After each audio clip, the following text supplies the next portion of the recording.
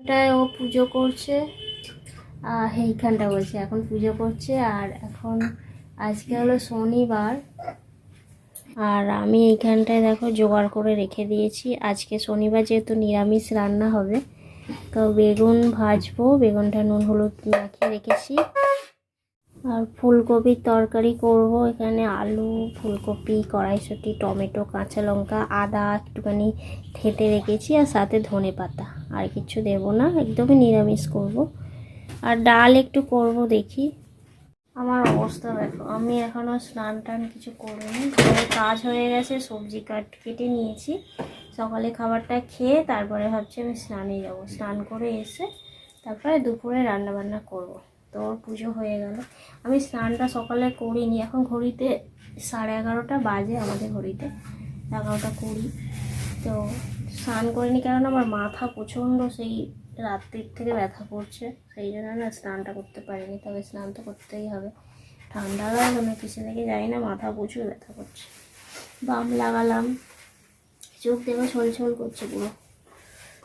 তো সকালে খাবারটা খাবো, খেয়ে তারপরে স্নান করব। স্নান করে এসে রান্নাবান্না করব।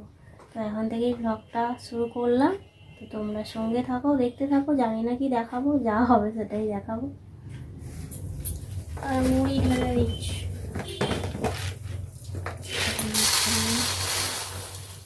কতটা গোল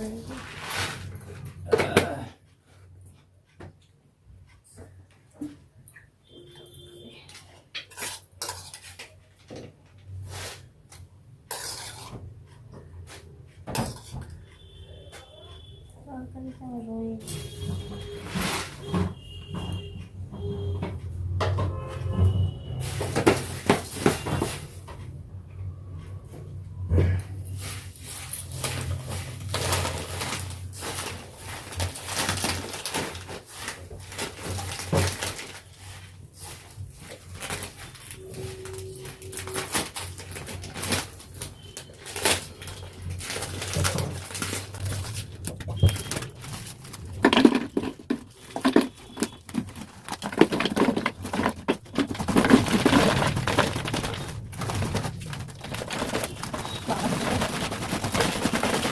বড় করে হাত দিয়ে হবে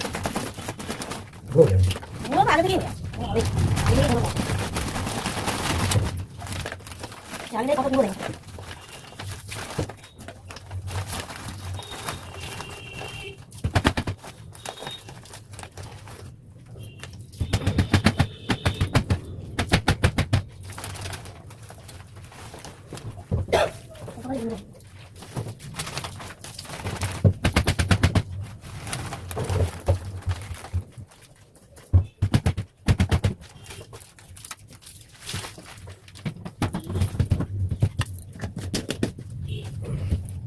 এই যে আমার খাবার। ও তো বাটি করে দিয়ে দেবো বলে বাটিতে খাবো, তো বাটিতে দিয়ে দিয়েছি। আমি থালায় নিয়েছি। আর আমি না এর সঙ্গে একটু চানাচুর নিয়েছি, তরকারির সাথে একটু চানাচুর নিলে খেতে বেশ ভালোই লাগে। চলো এটা খেয়ে নিই, তারপর স্নান করে আসছি। এই যে স্নান টান করে এলাম, এসে ঠাকুর ঠাকুর প্রণাম করলাম, করে এবারে রান্না বসাবো। আর ইনি হচ্ছে চা খাচ্ছে, চা খেয়ে ও কাজে বেরোবে। এখন ঘড়িতে 12:30 বাজে। এবারে চলো রান্নাটাকে চাপাই। এই যে ও চা খাচ্ছে এখানটায়, ওইখানটায় চাটাকে নিয়ে ওখানেই খাচ্ছে। আর জায়গা কোথায় বলো, আমাদের ছোট্ট করেই সব কিছু করতে হবে, কিছু করার নেই। চলো রান্নাটাকে চাপাই। আজ এই যেন কিছু ভালোই লাগছে না। চলো করে নিই, মাথাটা ধরে আছে তো যেন কিছু ভালো লাগছে না। বেগুন অনেকগুলোই ভাজছি, একটা বেগুন এত হয়েছে। বাবা ঠিক আছে, ও নুন দিয়ে মাখিয়ে রেখেছি না, ঠিক আছে। চারটে চারটে করে ভাজি।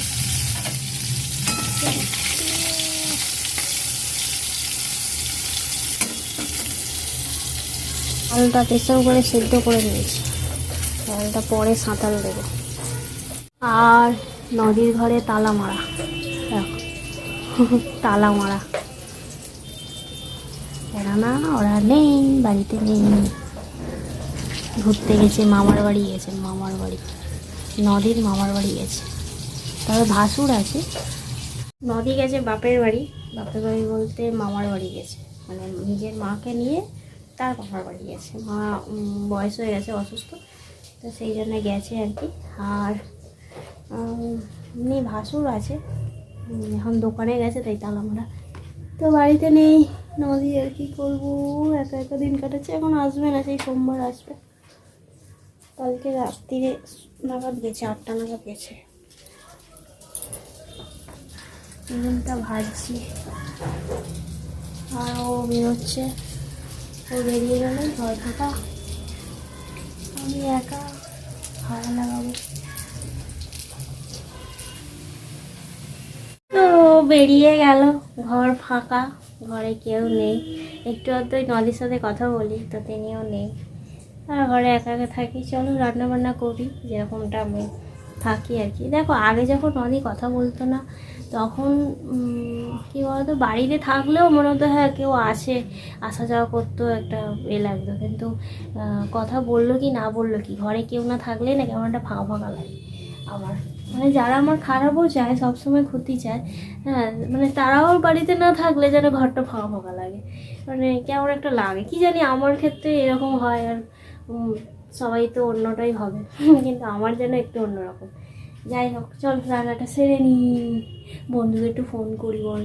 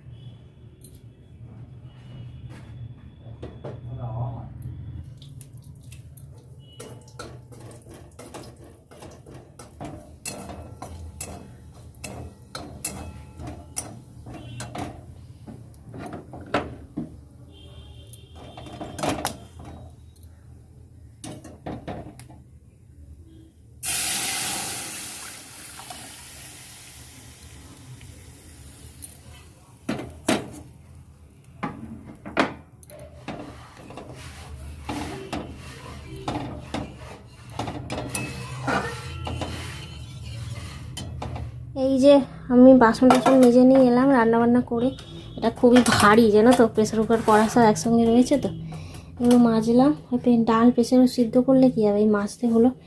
আর স্কচ ব্রাইটটা এমন হয়ে গেছে যে দেখো কড়াটা ভালো পরিষ্কার হলো না, আর খুব তাড়াহুড়ো করে মাজলাম, কারণ একজন পটিতে যাবে বলে ওই দিক দিয়ে আসছিল, তো তাড়াহুড়ো করে বাসন মেজে চলে আসতে হলো আমাকে, কি করব। যাই হোক, চলো রান্নাটা দেখিয়ে দিই। এই যে এর মধ্যে না সেই গতকালে ভাত এইটুকু ছিল, এটা ভাতের ওপর রেখে দিয়েছি, যদি গরম হয়ে যায় এটা ভাতের সাথে মিশিয়ে খেয়ে নেব। আর এই যে ডাল করেছি, আর বেগুন ভাজা, এর মধ্যে কটা গাজর রয়েছে, আর এই যে ফুলকপির তরকারি, ফুলকপি আলুর তরকারি, ব্যাস হয়ে গেছে। চালা দিতে হবে, ব্যাস এই রান্নাবান্না হয়েছে। আমি পুরো হাঁপিয়ে গেছি, এত তাড়াহুড়ো করে বাসন মেজেছি। আর বাসন পুরো আমি ওখানে কিছুটা মেজে নিয়েছি, পুরো ছড়ানো ছিল, তারপর পটিতে আসছে, তাড়াতাড়ি করে তো ওগুলো সরানো যায় না, মাঝে মাঝেও চলে আসি আমি অনেক সময়। তো তারপরে কোনো রকমে ঝাঁপ করে মেজে ধুয়ে লাফাতে লাফাতে পালিয়ে না, আমার হাঁপিয়ে গেছি জানো তো। যাই হোক, চলো রান্নাবান্না তো হয়ে গেল, ওই ডালটা চাপা দেবো। আর ঘড়িতে এখন 2:30 বাজে, কাজ সারা হলো, গ্যাসটাও মুছে নিয়েছি, চাপা দিয়ে দিয়েছি। আর ও বলেছিল ও দেরি হবে আসতে, দেখো তোদলে যাচ্ছে, দেরি হবে আসতে একটু, তো কখন আসে দেখা যাক, এলে খাবো, যদি খুব বেশি দেরি হয় তাহলে খেতে বসে যাব। চলো বাসনগুলোকে গুছিয়ে নিয়ে তারপরে একটু বসে থাকবো, মোবাইল ঘাঁটাঘাঁটি করবো। আর খেতে বসে গেছি, দেখো ও এত খিদে পেয়েছে, ও তাড়াতাড়ি চলে এসছে, বললো দেরি হবে কিন্তু তাড়াতাড়ি চলে এসছে। আর আমিও খেয়ে দেখো ভাতটা ছড়িয়ে দিয়েছে, আমার বড় ভাত বেড়ে দিয়েছে আমাকে। দেখো কত ভাত দিয়েছে, এত ভাত আমি খেতে পারি? একটু তুলে দিতে হবে, এত ভাত আমি খাবো না, তুমি একটু নিয়ে নাও, একটুখানি নাও। এত ভাত খেতে পারবো না। দিচ্ছি না। এই কি আবার এতটাও খেতে পারবো কি জানি। গুড ইভিনিং বন্ধুরা, রাত্রির এখন বাজে হচ্ছে 10টা বাজতে যায়, 10:45 বাজে এখন। তা গুড ইভিনিং বলাটাও ঠিক না, তবুও একটা গুড ইভিনিং দিয়ে আর কি একটু কথাটা বলতে ভালো লাগে। তো আজকে তো সেরকম কিছু শেয়ার করলাম না, ভালো লাগছে না, মাথাটা এখনও ধরে আছে, ব্যথা করে যাচ্ছে, আর কপালটা গরম হয়ে আছে পুরো। তো যাই হোক, আর কি বলবো, বলার কিছুই নেই। রাত হয়ে গেছে বুঝতে পারছো, আবার খাবার গরম করব, আবার খাবো। সেই দুপুরে খাওয়া দাওয়ার সময় হয়তো একটুখানি ক্যামেরাটা অন করেছিলাম, তারপর আর অন করিনি। তারপর আমার বর না খেয়ে দিয়ে আবার কাজে বেরিয়ে গেছিলো। তো ও আস্তে আস্তে ওই কটা তখন 4:45 নাগাদ বোধহয়, 4:30 নাগাদ বোধহয় এসে আবার ও জল টল তুললো, আর আমি তো শুয়েই ছিলাম। তারপরে এইভাবেই কাটলো, আর এক গাল মুড়ি খেলাম, এইভাবেই কাটলো। আর এই যেটা বলছিলাম, পিয়াদি আমাকে বলছিলে যে তুমি তো একটু ওই কী বলে, মানে বরের বন্ধুদের সাথে, বন্ধুর বাড়িতে টাড়িতে গিয়ে গল্প টল্প করা যায়। দেখো, যেতে তো ভালোই লাগে, কারোর বাড়িতে বসে একটু গল্প করতে খুব ভালো লাগে, কিন্তু কি বলতো, ওর না সেভাবে মানে অত ঘনিষ্ঠ কোনো বন্ধু নেই যে অত কথাবার্তা হয় না। অনেক ছেলেরা আছে একটু আড্ডা টাড্ডা মারে, কিন্তু আমাদের বাড়ির কোনো ছেলেরাই আড্ডা দেয় না। যেই দোকানদারি করেই ঘরে চলে আসে, ঘরেই বউয়ের সাথেই গল্পগুজব হয়। তো মানে আমাদের বাড়ির প্রত্যেকটা দাদারা তাই করে। এটা ছোটোবেলা থেকেই এদের মানে বন্ধু বান্ধব নিয়ে অত মানে আড্ডা দেওয়াদেরিটা করে না আর কি। তো সেই জন্য আর আমারও আর হয় না, এই হচ্ছে ব্যাপার। তো কারোর বাড়িতে তো যাওয়া দূরের কথা, সেভাবে কথাই হয় না, ওই টুকটাক জাস্ট দেখা হয়, ওইটুকুই কথা হয় আমার বরের সাথে, বরের বন্ধুদের সাথে, এছাড়া আর কিছুই না। তো এই হচ্ছে, মানে এক একটা ফ্যামিলি এক এক রকম হয় বলে না, তো আমাদের একটু এইরকম। আর আর রইল বাকি নদীদের বাড়িতে ঘরে ঢুকি না, কারণ কি বলো তো, অনেক ব্যাপার থাকে। ওরা দেখো এমনি জাস্ট দেখা হয়, কথা হয়, এখান থেকে ওই উপরে রান্না করছি, আমি নিচে রান্না করছি, ওই দেখা, ওইভাবেই কথা হয়। কিন্তু কারোর ঘরে কেউ আমরা যাওয়া আসা করি না, কেউ চায় না আর কি। মানে সবাই কি বলতো একটু একাশিরে টাইপের, মানে কেউ কারোর ঘরে ঢুকে গল্প করুক, কেউ এ করুক, এসব কেউ চায় না। যেখানে চায় না তাই জোর জবরদস্তি আর করি না। তো কিছু ব্যাপার এমনিই কথা বলি, কিন্তু অত পার্সোনাল কথা কিছু হয় না। তো চলো, এই কথাই বলার ছিল কিছু। তো চলো, আজকের ব্লগটা এখানে শেষ করছি, দেখা হচ্ছে পরের ব্লগে। আর তবুও যেটা বলার আমার আর কি, যদি ভিডিওটা ভালো লাগে তাহলে অবশ্যই লাইক, কমেন্ট, শেয়ার আর সাবস্ক্রাইব করতে ভুলো না। ও আর একটা কথা যেটা বলার আছে, কি বলতো, অনেকেই দেখছি আমাকে কমেন্ট করো যে আমি তোমার পরিবারে এলাম, তুমি আমার পরিবারে আসো, এরকম কিছু একটা, এরকম ধরনের আরও অনেকেই কমেন্ট করে। তো আমি বলবো এরকম ধরনের কমেন্টটা করো না, তোমার চ্যানেলে একটা এফেক্ট পড়বে।